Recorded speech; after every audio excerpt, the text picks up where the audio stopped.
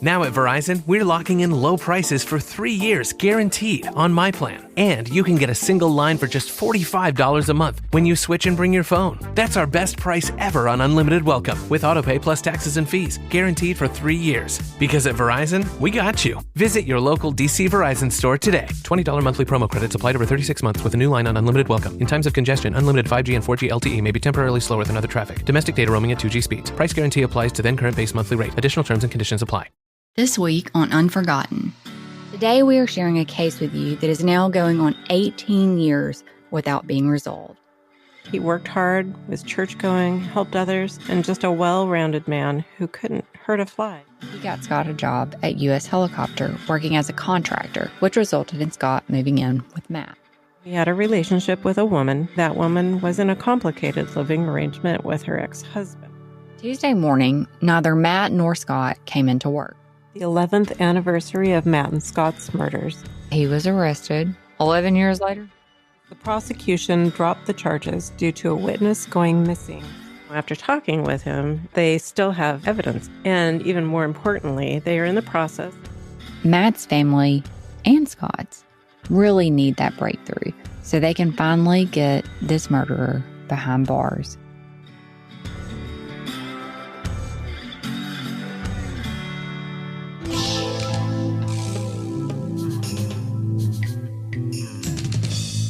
Hey everyone, this is Sellers. And this is Stormy. And this is Unforgotten, where each episode will highlight unsolved missing, murdered, and suspicious death cases in Alabama in order to raise awareness and hopefully obtain some answers for victims and their families.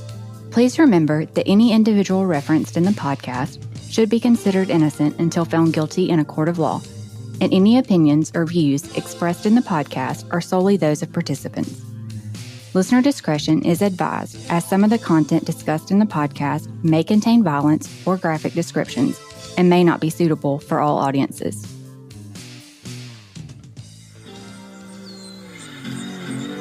And now for Season 2's Episode 4, James Matthew Helms and Scott Allen Heib. Hey guys, and welcome back. Today we are sharing a case with you that is now going on 18 years without being resolved. This double homicide seems completely solvable. There was even an arrest at one point. But despite a grand jury issuing the indictment, which would seem to indicate there was enough evidence to proceed, the charges were dropped. We'll get into the details as we make our way through the episode.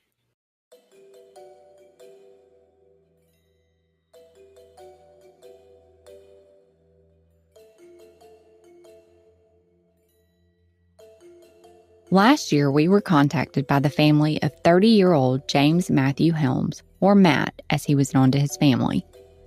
They were hoping we could help bring more attention to his and his roommate's double homicide case, as it seemed stalled. Shortly after, we posted a summary of his case through our social media pages, as we often do. Later, in 2025, we received some updated information and pictures, and we were able to speak to one of the investigators from his case. So, with the permission of the family, we decided to share his case on Unforgotten, as well as an updated case summary post on social media, hoping that this will shine further light on the case and encourage people to come forward with tips and information to help finally bring resolution to this case. So, our case takes us to a rural area in southern Alabama in the small town named Enterprise, and a home on Country Road 622 where Matt Helms and his roommate Scott Allen Heib lived. The two were found in their home where they had been shot to death. According to reports, there was no evidence of forced entry, and Matt's sister was the one to discover the horrible scene. We'll begin by noting that we want to recognize that though we are focusing on Matt quite a bit, Scott was also a victim in this case. We had very little information regarding Scott, and there is a strong sense among those close to this case that the crime was likely centered around Matt, and that Scott was likely to have been in the wrong place at the wrong time, so to say. Keeping our minds open, we won't say that the target wasn't Scott, or even both of them. As we share this case, see what you think about it, and we encourage you to share your thoughts with us on social media. messaging, email, or by phone. And of course, if you have any information regarding the case, please let us know or contact the Enterprise PD directly. All the contact information, as usual, will be in the episode description, and we'll mention it again at the end of the episode. So let's start by sharing a bit of Matt as a person. As we mentioned, James Helm was referred to by his family as Matt. We've recently come to know through many comments on the post we shared that Matt was lovingly called Ick by many of his friends, short for Ichabod Crane. It was said that some thought he resembled the character from the Legend of Sleepy Hollow. We haven't determined yet which version of the story he resembled the most, but it was a name that stuck. And I'll admit, after looking at the pictures, I can sort of see why. Born on December 4th, 1976, Matt was raised by his parents, along with 2 brothers and a sister. At only 20 years old, Matt started a family, and though he didn't stay with their mother, they brought 2 wonderful children into the world, a boy and a girl, who in 2007 were going on ages 10 and 7, respectively, at that time.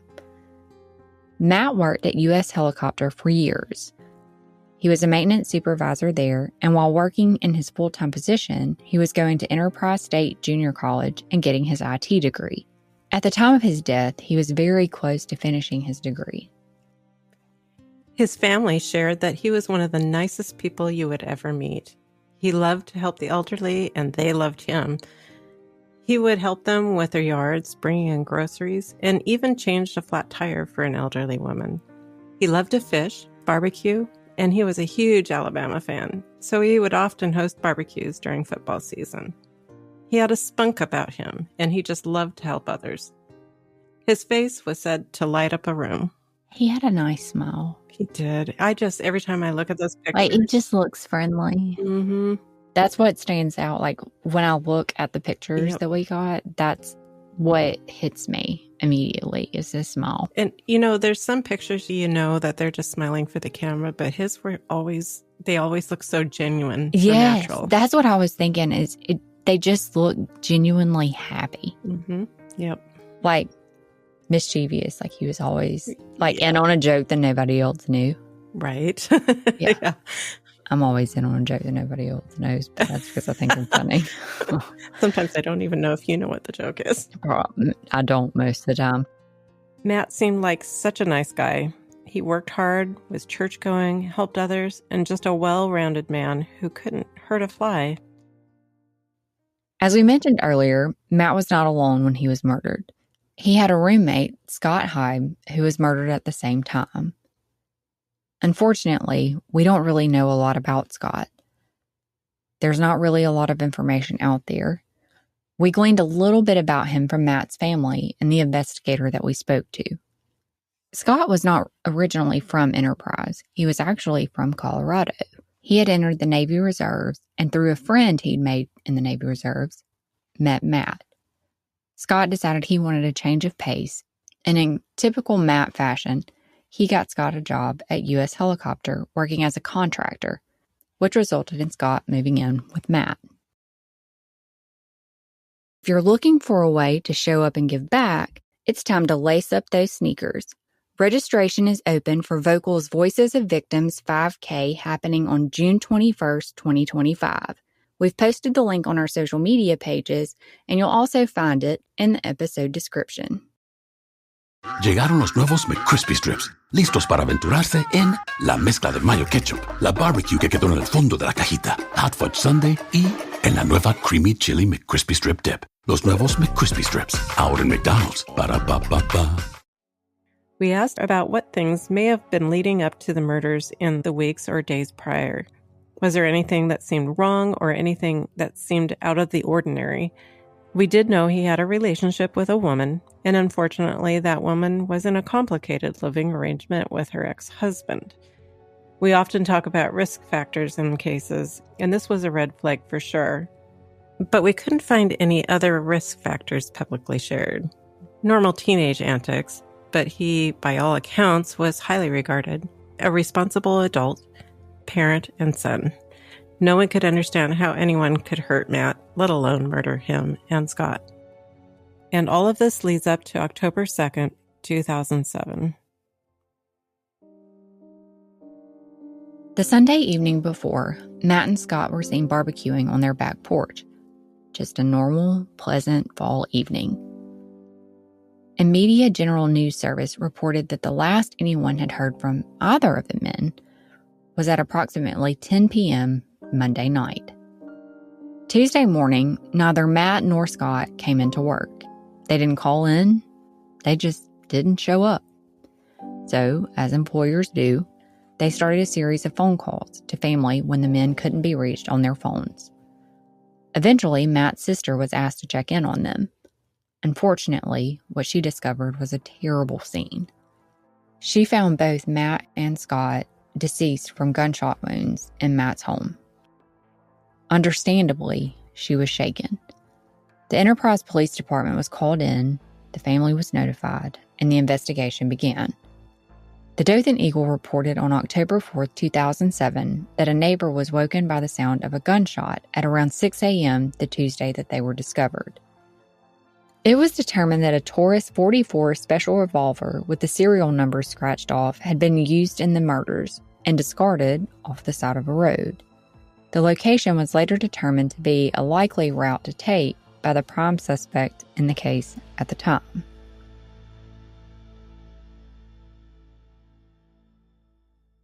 It's so difficult for families dealing with the aftermath of such a traumatic event to be the one to discover the scene. Well, if you haven't been in that position, it's unimaginable. What can be so frustrating is when a case for a loved one hasn't been resolved after all of this time, and a family can't really start healing from the trauma. They are often almost stuck in time at the time of the event, rather than being able to at least remember their loved ones for the good things without the apprehension and unknown hanging over their heads. It breaks my heart, and Stormy is the same way. Right. Because it's infuriating. Because one, it's senseless, right? Yeah. And that it even happened to begin with. But the fact that we are now almost 20 years into this. Yeah. Because in 2 years, it'll be 20 years. Right. And we're still having to have this conversation. Because what should be happening at this point is that, there's no closure, right? Because you're missing an entire being in your life. So there's not closure for that. You can't just close up that hole and they're no longer there. But there is a healing process where you get to talk about them and remember the good times. Kind of let go of all that weight. Yeah. And so what should be happening at this point is that you're able to talk about the before, the happy things. You know what? If the only thing that we can give any of these families is the ability to actually tell us the before stories, then I think I'll be okay. Like to laugh about those and talk about those, then I think I'm lying. I wouldn't be okay. And so it makes me so angry to sit here and think that we are almost 20 years later and we're having to continue to talk about this. We shouldn't be having this conversation because you're still in this place where you haven't been able to even start healing. And that's not okay. 7 months after the murders, investigators were able to determine who the original owner was, a second owner, and then also had a suspect with a probable link to a likely third owner of the Taurus revolver. Additional information was also uncovered. In November of 2018, a News 4 article stated that investigators believe 42-year-old Robert Aaron Varveen murdered 2 men because one of them was having an extramarital affair with Varveen's wife, which we know isn't entirely accurate, because we know that they were not married at the time of the murders. But they were living together, so this theory still held water. The article goes on to mention that Matt was seeing Varveen's wife. The article further mentions that Varveen, quote, told them he was home with his special needs child when the murders occurred. However, police say they found inconsistencies in his statement and believe Varveen left the child killed Helms and Heib, then returned home. Another witness told police Varveen likely stole the handgun used in the murders. He recognized it as one of his after media broadcast a photo of the gun. Well, that's something. Like, you're just looking at the news and you're like, wait, that looks like my gun. I know. Can you imagine? I'd probably freak out a little bit, especially if if I knew for sure it wasn't used in a murder. Oh my gosh. Yeah. And what about it made you think like, oh, that's definitely mine? Yeah. And to be honest, if I'd have looked at the picture, of course, I don't know guns, so that's not really a fair assessment. But if I looked at the picture, I wouldn't have known. Yeah. 'Cause so many of them look just alike. Yeah. They don't just manufacture one. Maybe he assessed that because he knew people involved, possibly. Maybe. Or had an idea about who stole his. Right. Which would go to knowing the type of person that might use it. Yep. A News 3 article mentions an investigator said Bobby had also asked a coworker about getting rid of dead bodies. Dear McDonald's, your breakfast menu? Fire. 10s across the board. I could be happy with anything, even though I ordered the same thing every time. Thanks for not judging me. I'll try something new next time. Maybe. Score a 2 for $5 deal on a sausage McMuffin with egg and more. Limited time only. Price and participation may vary. Cannot be combined with any other offer. Single item at regular price. Ba-da-ba-ba-ba. On October 2nd, 2018, the 11th anniversary of Matt and Scott's murders, Robert Bobby Aaron Varveen was arrested and charged with their homicide, facing 2 counts of capital murder, which could lead to the death penalty if convicted. These charges came following a grand jury indictment being handed down. The first worrisome sign came on June of 2019.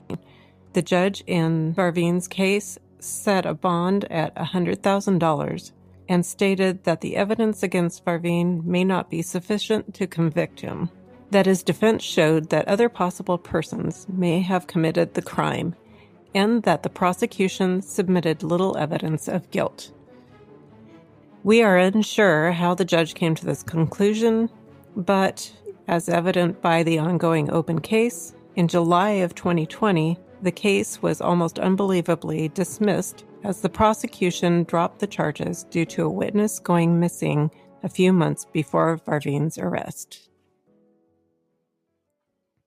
So the newspaper, or the news, there was an article from July 27th, 2020 on News 3. News outlets report District Attorney Tom Anderson of Alabama's 12th Judicial Court says he agreed to dismiss charges against 41-year-old Bobby Varveen because investigators hadn't been able to locate a material witness in the case.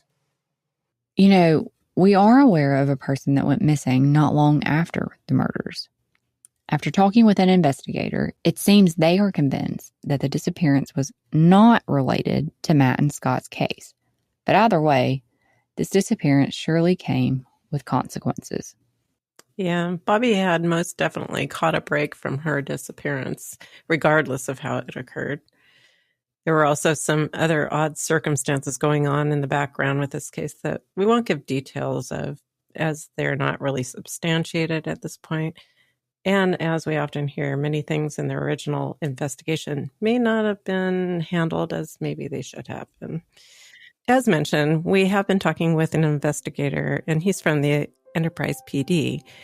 And what we do know after talking with him is that they still have evidence on file.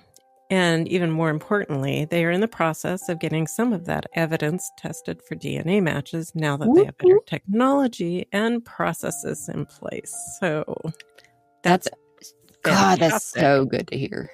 The last I heard, the items were to be submitted before Memorial Weekend, and it seems that they are feeling pretty good about the outcome of that testing. Woo! No. That's great to hear, honestly. I know. We don't often get that kind of great news, so that's worth celebrating a little bit. He's been pretty dedicated. He is, yeah. Yeah. He's been really great in talking with us, and So, But we forgot to ask if we could share his name. That's why we're Yes. not doing it. yeah, our apologies. Sorry. Maybe we'll get an interview with him and he'll talk a little bit more about it. Or he'll end up listening and be like, well, y'all could have said my name. And we'll be like, oh, crap. Probably. Sorry. I bet you he probably will. It is really encouraging. Matt's family and Scott's really need that breakthrough so they can finally get this murderer behind bars and convicted. And it seems they feel they have a pretty strong case aside from this. So maybe we will soon see some great news. I certainly pray for that to be the case. We know how devastated this family has been over Matt's death, and Scott's as well. There are so many victims in these cases, families of those who've lost their loved ones, but additionally in cold cases like the many cases we share where there's been no resolution. After stages of grief, they've been left in something like limbo, waiting for answers, reliving the trauma as if it were yesterday. We always hope that people will come forward with information when we share these cases to help end that unknown. We ask with all our heart, as we do in every case, if any of you have any information, or you know someone who has information regarding Matt and Scott's murders, please come forward. There are many ways you can submit that very important information. The best way is directly to Enterprise Police Department at 334-347-2222 or on their website through their tip form at enterprisepd.com. You may also reach out to us through our tip line by texting or calling 251-501-COLD or 2653. Our email at info@alcoldcase.com or through our contact form on our website at alcoldcase.com. All of the contact information will be in the episode description as always.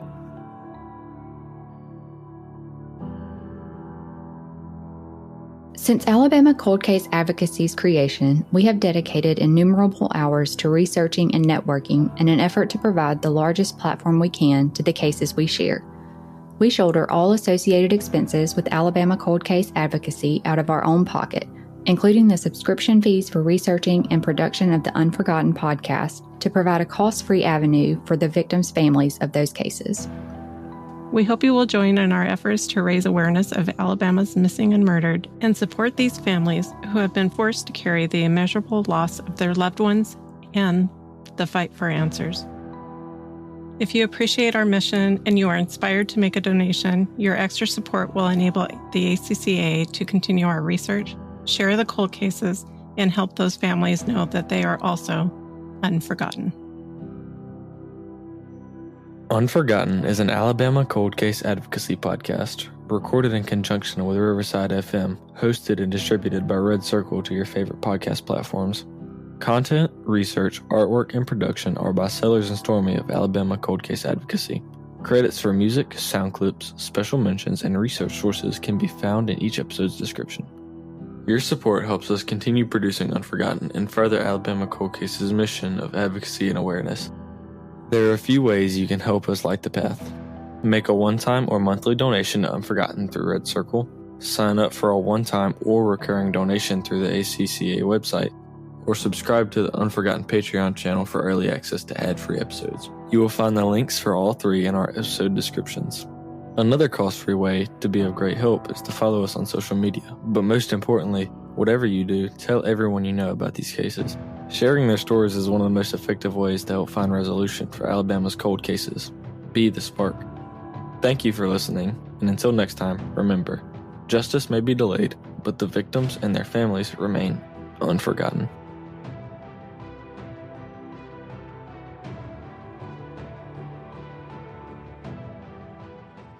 That was good. You did good on that one. Thanks. Now at Verizon, we're locking in low prices for 3 years guaranteed on my plan. And you can get a single line for just $45 a month when you switch and bring your phone. That's our best price ever on unlimited welcome with autopay plus taxes and fees, guaranteed for 3 years. Because at Verizon, we got you. Visit your local DC Verizon store today. $20 monthly promo credits applied over 36 months with a new line on unlimited welcome. In times of congestion, unlimited 5G and 4G LTE may be temporarily slower than other traffic. Domestic data roaming at 2G speeds. Price guarantee applies to then current base monthly rate. Additional terms and conditions apply.